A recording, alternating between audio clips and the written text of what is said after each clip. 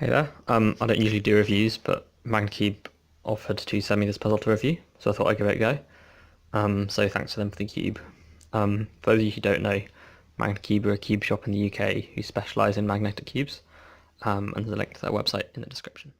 Cube is the Shu GTS M. I've not seen much about it, and it's not for sale on other websites, so I thought it would be interesting to review. It's a budget cube. It's only £9, which is great for a magnetic cube.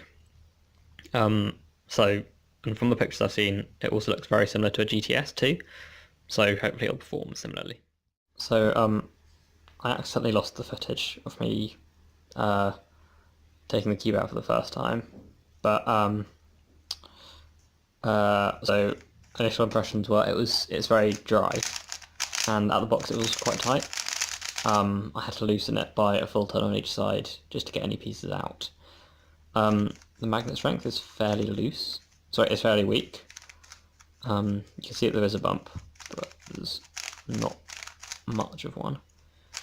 The cube doesn't actually lock up too much. I mean, it does sometimes, but that could just be that the reverse corner cutting isn't so good. At that point it kind of struggles. You have to go a bit further before corner cuts the other way. So the shades in this are very pale. So this is a GTS2. You can see that the yellow is actually a bit darker and a bit more orange. Doesn't really show up on the camera, but it is. The blue is very pale. They've got pink instead of red. The green is also pale, and so is the orange. And the white is just white. Might be a little bit greyer actually. A bit darker. Yeah, the main reason why I'm comparing it to the GTS2 is that the cube is very similar to the GTS2 internally.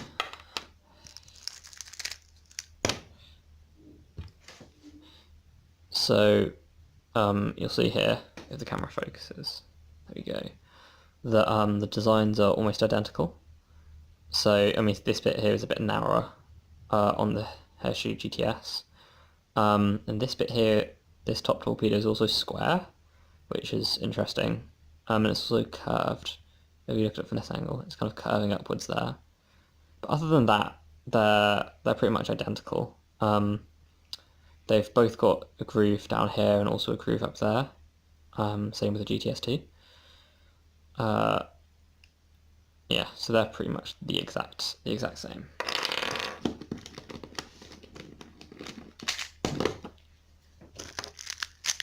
Corners, they're also very similar.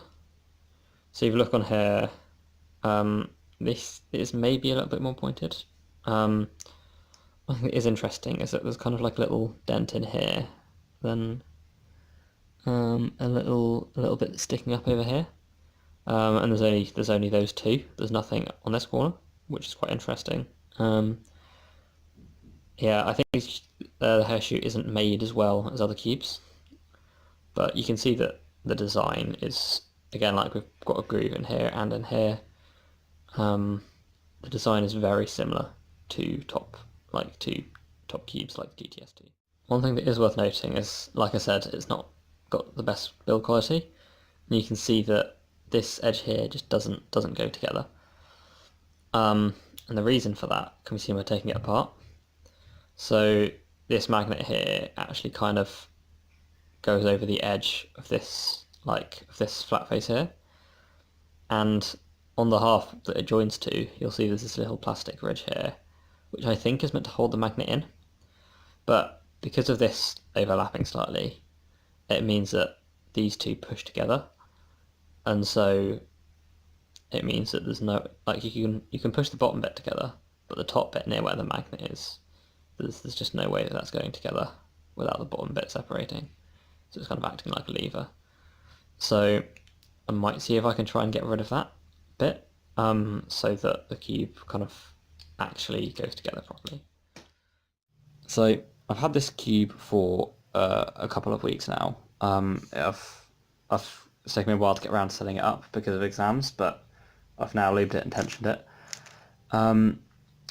It's a very good cube for its price. It's around the same price as the MGC, sorry.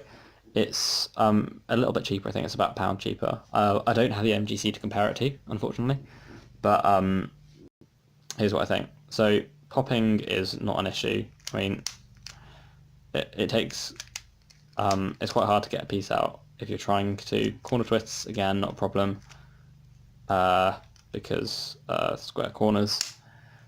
The corner cutting is great, like over 45 degrees, very little effort.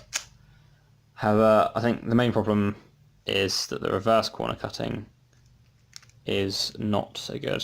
And even when you are reverse corner cutting, even at small angles, it requires more force than on most modern cubes. I think this is what contributes to its blocky feel, as well as it being magnetic. Yeah, it means that you do get a couple of lockups. But I think for its price, I think it's £9. It's a great introduction to a magnetic cube for someone who hasn't got a magnetic cube already, especially with a weaker magnet strength. I think giving someone a cube with strong magnets as a first magnetic cube isn't always a good thing. I know that my first magnetic cube was a GTS M, and it was just too strong for me, and it put me off using a magnetic cube for months. This, on the other hand, has a very good magnetic strength. It's strong enough to have an effect, but you don't feel it too much when solving, which is really nice. But yes, also partly because of the pieces slightly coming apart, and also because of the reverse corner cutting, I don't see it replacing anyone's flagship cubes as mains. But I think, especially for a beginner, this is a great cube, and it's definitely worth checking out. So the other thing is that the pink doesn't actually take that long to get used to. Occasionally I still make a couple of mistakes, so in the soles at the end of the video you'll see I do the wrong U-perm on one of them because of the pink being something I'm unfamiliar with, but generally it's not an issue. So yeah, that's my thoughts on the Shu GTS M. Thank you very much to MagnaCube for sending this cube to me. And here are some solves.